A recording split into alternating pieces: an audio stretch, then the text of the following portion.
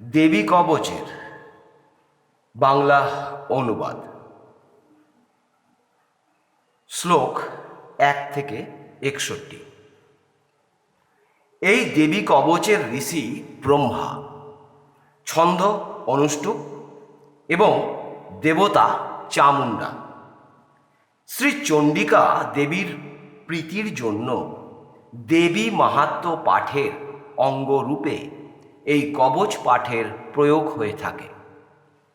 মার্কেন্ডেয় পিতামহ ব্রহ্মাকে জিজ্ঞাসা করলেন, হে পিতামহ, এই ত্রিলোকে যাহা সকলের মঙ্গলকর অথচ পরম গোপনীয় ও যাহা আর কখনো কাহারও নিকট প্রকাশিত হয় নাই, তাহা আমাকে বলুন।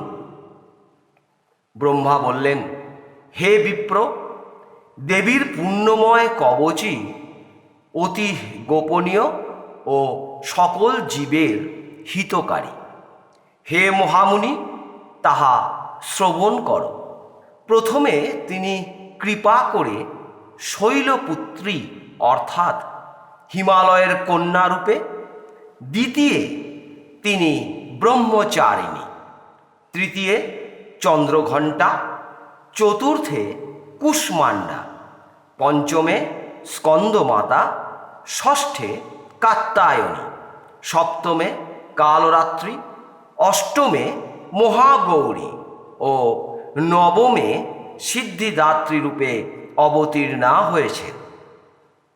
এরাই নবদুর্গা নামে প্রকীর্তিতা হয়েছে, যারা অগ্নি দ্বারা দাহ্য বা দগ্ধমান, সমরাঙ্গনে শত্রু মধ্যে পতিত অথবা বিষম বিপদে ভীত সন্ত্রস্ত হয়ে যারা দেবীর শরণাগত হয়, তাহাদের রণসংকটে কিছুমাত্র অশুভ ঘটে না ও তাহাদের শোক দুঃখ প্রভৃতি বিপদ হয় না। যে সকল ভক্ত নিত্য তোমাকে ভক্তি সহকারে স্মরণ করে, তাদের শ্রীবৃদ্ধি হয়।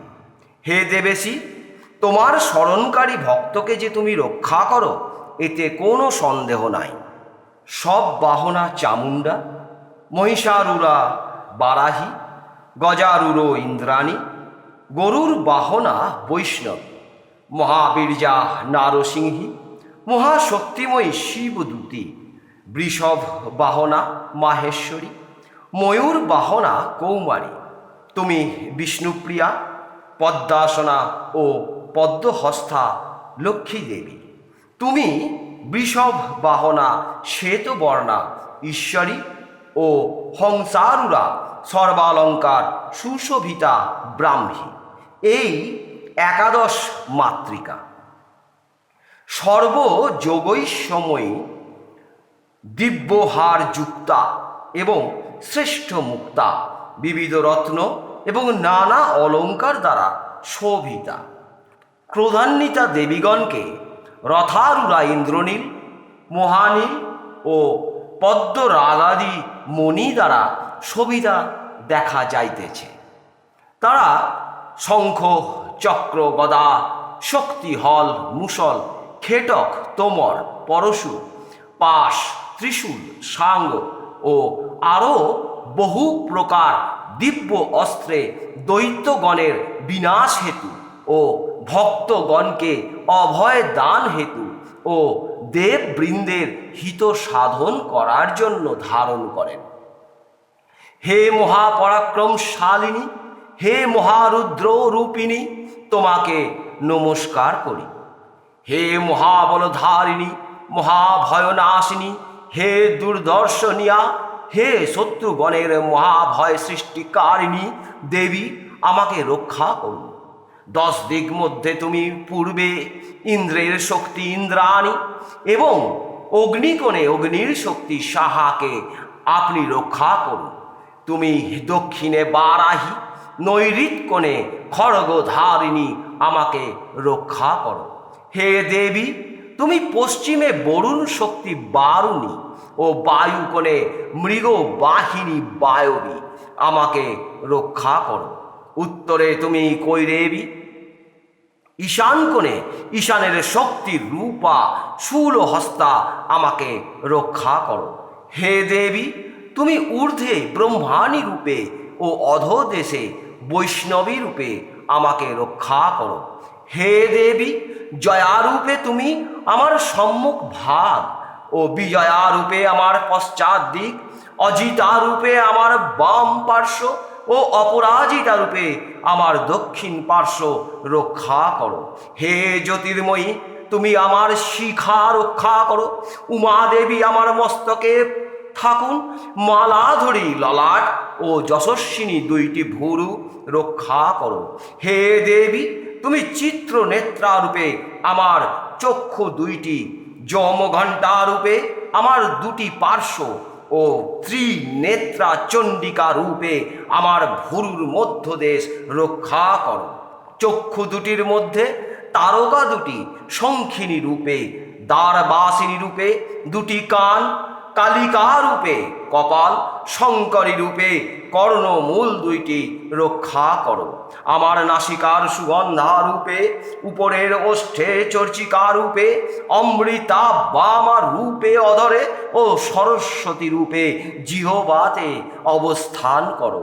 কৌমারী রূপে দন্তপঙ্ক্তি, চণ্ডিকা রূপে কণ্ঠদেশ, চিত্রঘণ্টা রূপে আলোজিত ও মহামায়া রূপে তালু রক্ষা করো। হে দেবী, তুমি কামাক্ষী রূপে চিবুক, বাক্য সর্বমঙ্গলা রূপে ভদ্রকালী গ্রীবাদেশ ও ধনুর্ধরী রূপে আমার মেরুদণ্ড রক্ষা করো। নীলগ্রীবা রূপে কণ্ঠের বাহিরের দিক, নলকুবরী রূপে কণ্ঠনালী, খড়গধারিণী রূপে উভয় স্কন্ধ ও বজ্রধারিণী রূপে বাহু দুটি রক্ষা করো। দণ্ডিনী রূপে আমার দুটি হাত, অম্বিকা রূপিণী রূপে আমার আঙ্গুল সকল, শুলেশ্বরী রূপে নখগুলি, নাগেশ্বরী রূপে দুটি পার্শ্বের দুটি কুক্ষি অর্থাৎ বাহুমূল দুইটি রক্ষা করো। আমার স্তন দুইটি মহাদেবী, শোকানাশিনী রূপে আমার মন, দেবী রূপে হৃদয় ও শূলধারিণী রূপে উদর রক্ষা করো। দেবী কামিনী আমার নাভিদেশ, গুহ্য দেশ অর্থাৎ মলদ্বার ও গুহ্যেশ্বরী, মেরুদেশ অর্থাৎ জননেন্দ্রিয়, দেবী দুর্গন্ধা ও দেবী গুহ্য বাহিনী পায়ু রক্ষা করো। দেবী ভগবতী আমার কটিদেশ, মেঘবাহনা দুটি উরু, মহাবলা দুটি জঙ্ঘা, মাধব নায়িকা দুটি জানু রক্ষা করো। নারসিংহী দুটি পায়ের পাদদেশ, কৌশিকী পাদপৃষ্ঠ, শ্রীধরী পায়ের আঙুলগুলি ও পাতাল বাসিনী পায়ের দুটি তল রক্ষা করো। দংষ্ট্রাকরালী রূপে নখ সকল, ঊর্ধ্ব কেশিনী রূপে কেশরাশি, কৌমারী রূপে রোম কূপগুলি ও যোগেশ্বরী রূপে ত্বক রক্ষা করো। দেবী পার্বতী রক্ত মজ্জা বল অর্থাৎ চর্বি মাংস অস্থি ও মেদ, কালরাত্রি দেবী অন্ত্রসমূহ ও মুকুটেশ্বরী পিত্ত রক্ষা করো। দেবী পার্বতী আমার ফুসফুস, চূড়ামণি, কফ, জ্বালামুখী নখের তেজ ও অভেদ্যা দেবী সন্ধিস্থান অর্থাৎ গ্রন্থি সকল রক্ষা করো।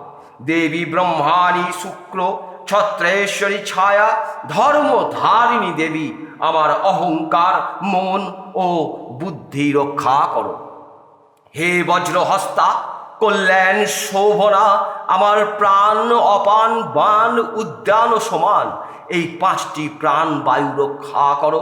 দেবী যোগিনী আমার রস রূপ গন্ধ শব্দ স্পর্শ এবং আমার ত্রিগুণ অর্থাৎ সত্য রজ তমগুণ রক্ষা করো। বারাহী আয়ু ও পার্বতী ধর্ম রক্ষা করো। বৈষ্ণবী যশ কীর্তি ও সম্পদ রক্ষা করো। ইন্দ্রাণী দেবী আমার কুল, চণ্ডিকা পশু সকল, মহালক্ষ্মী পুত্রগণ ও ভৈরবী আমার ভার্যা অর্থাৎ স্ত্রী বা ভক্তি রক্ষা করো।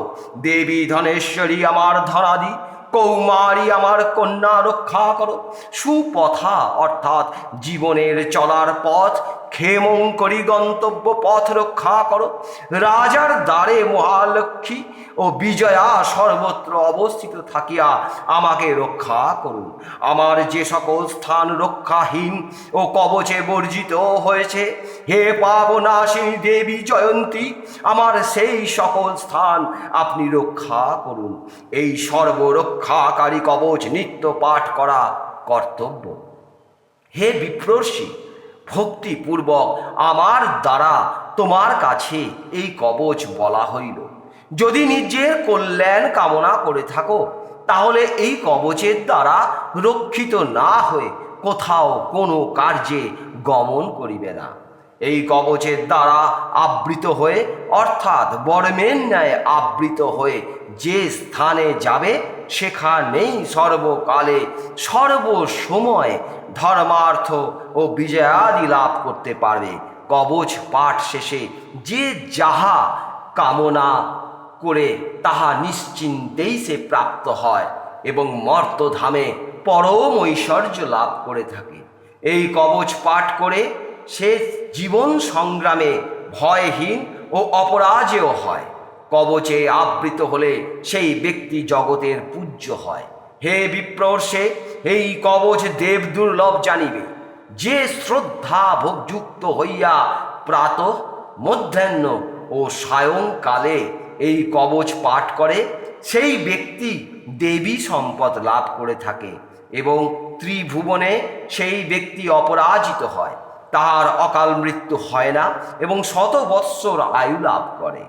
পৃষ্ঠব্রণ প্রভৃতি ব্যাধি, সমস্ত খনিজ বা উদ্ভিদ জাত ও সর্পাদি বিষাক্ত জন্তু এবং কৃত্রিম বিষ এই কবচ পাঠকারীর কোনো অনিষ্ট করিতে সক্ষম হয় না।